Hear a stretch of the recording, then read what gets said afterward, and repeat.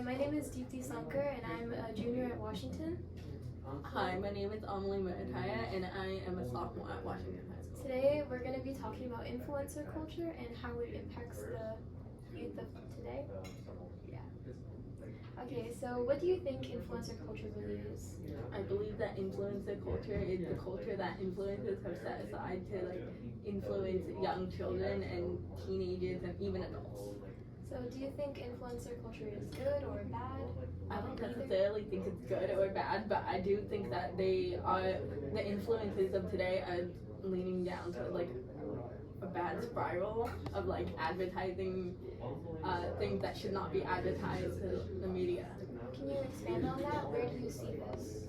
Well, I see this often in children where they're advertised to grow up or even do get ready with me as young kids, telling them oh, you should be able to wear makeup, you should be able to go out at night, you should be able to sneak out of the house, even though they're not even old enough to do those things. Right.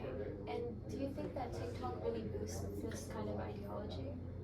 Yes, I believe that TikTok is a very popular media platform, and so that's why it pushes so many young kids to do these things, because they see that other influences and other young kids are also doing the same thing. And do you see influencer culture only in kids, or do you see it in adults or senior citizens? I also see it in adults as well, because adults also are encouraged to they are encouraged to not pursue dating, and they're also encouraged to work hard and to make a good living, but they're also encouraged in a bad way, as they are encouraged to party and to drink. Oh, I see.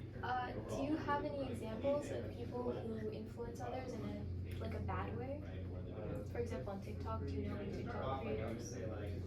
I know that that famous TikTok dancer Charlie D'Amelio. Yeah. She influences young kids in a bad way, because she sexualizes dancing in a way, and she also implies that you should be able to do certain things at her age that you at a younger age. Okay, and why do you think she does this? I think she does this to gain popularity and to gain attention and fame. Do you think it's working for her? Definitely, it's definitely working. And why do you think she hasn't really been called out for it, or canceled? I believe that she hasn't really been called out for it as much as other content creators, because people truly enjoy her content, and I believe that much of a younger audience enjoys it as well, and they don't really see a problem with it. Oh, so while more adults and teenagers might see a problem with it. So the influencers all kind of bunch together and help each other out, right? Yeah. And then because their target audience is little kids, they're all sort of manipulated by that?